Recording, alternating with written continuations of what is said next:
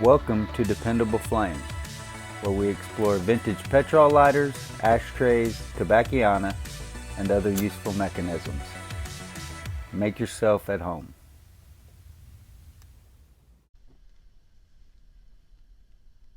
A little bonus video today.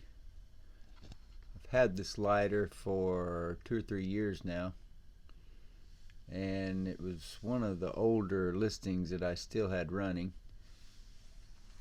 And I just decided this morning to list it as the penny start auction that I needed to list today because the last one just ended. And when I went to update it with the 100% to charity auction style listing, I realized that there wasn't a video, and that's one thing I like to be able to show in each of those listings for the prospective buyers to be able to click on that link and see the lighter, how it currently functions. So even though this isn't the way I normally publish videos, and I would have rather had this scheduled as a regular morning video where I could have had the time to give it the entire treatment. Instead, I'm going to have to kind of do it in a hurry here so that I can get this listed, and so I can fulfill my promise of 3 penny start auctions for charity each month. This is a RONSON standard with an interesting, I'm not sure what to call it. It's not cross-hatched because it's the way the lines run. It's sort of like just squares. Just a bunch of squares, like a checkerboard that doesn't have any colors.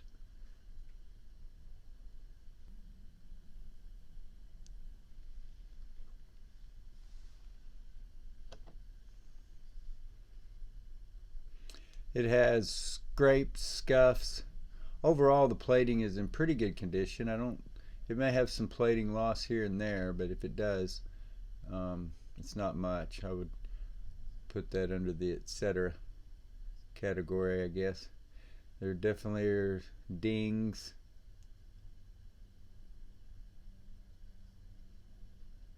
I don't know if there's a dent, but dings, scuffs, scrapes, wear.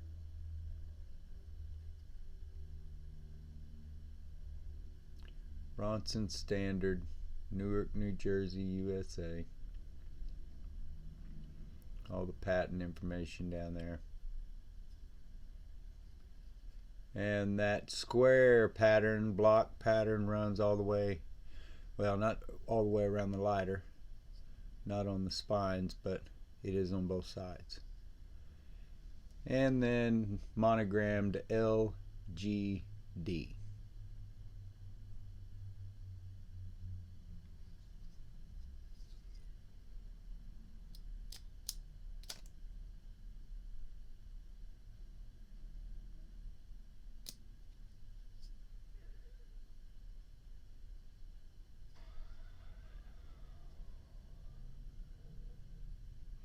The fill screw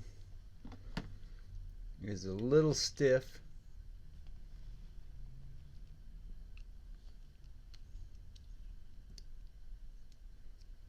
Starts fine, but is a little stiff in the end.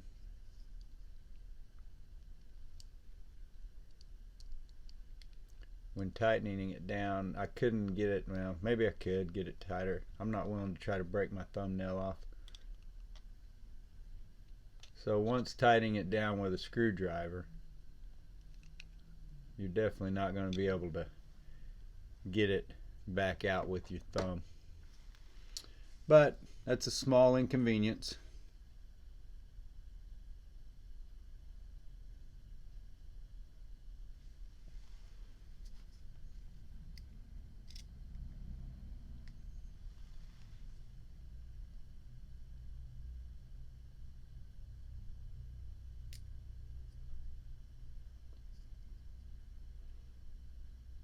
So all the normal stuff. Subscribe if you like these kind of videos. Like this video. Tell your friends. Share it. However you do that kind of thing. Comment. Questions below the video. Social media. Dependable Flame or dependableflame.com.